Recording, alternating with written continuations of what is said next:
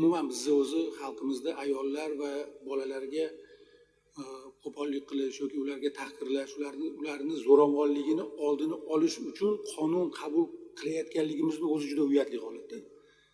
Yana xalqaro tashkilotlarning tavsiyasi bilan e'tibor bersanglar, bizni qadriyatlarimizda eng muqaddas hisoblangan ayollar va bolalarni biz zo'ravonlikdan himoya qilish uchun qonun qabul qilishga majbur bo'lyapmiz.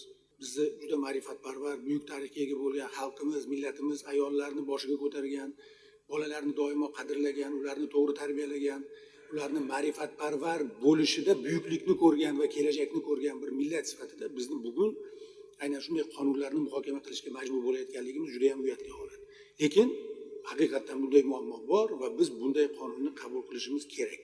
Shu sababli biz kecha fraksiyada bu qonunni birinchi o'qishda konsepsiyasini ma'qulladik. Qonun tashabbuskorlariga faqat bir masalani alohida diqqatlarini qaratdik, til bilan bog'liq masalada. Qonunda biz ma'qulladik, haqiqatan ham bolani ustun manfaati sifatida tili keltirilyapti. Bu juda to'g'ri narsa.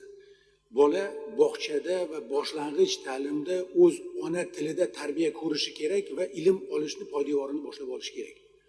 Biz bugun afsuski bolalarimizni begona tilda tarbiya ko'rishga majbur qilyapmiz, begona tilda boshlang'ich ta'lim olishga majbur qilyapmiz va buni oqibati bolalarimizdan maktabdan kutgan bilimni, bog'chada kutgan tarbiyani ola olmayapmiz. Va bu xatoni negadir tan olishni xohlamayapti ko'p odamlar. Afsuski bu pedagogikada isbotini topgan bir masala, muammo va bu qonunda buni aks etishi biz uchun juda ham ma'qul. Biz buni qo'llab-quvvatlaymiz. Faqat bitta taklifimiz bo'ladi. Oliy Majlisga qonun loyihalarini kiritish reglamentiga muvofiq har qanday qonunni kiritilayotganda ushbu qonun bilan o'zgartirishlar kiritiladigan qonunlar ham ilovaga kiritilishi kerak.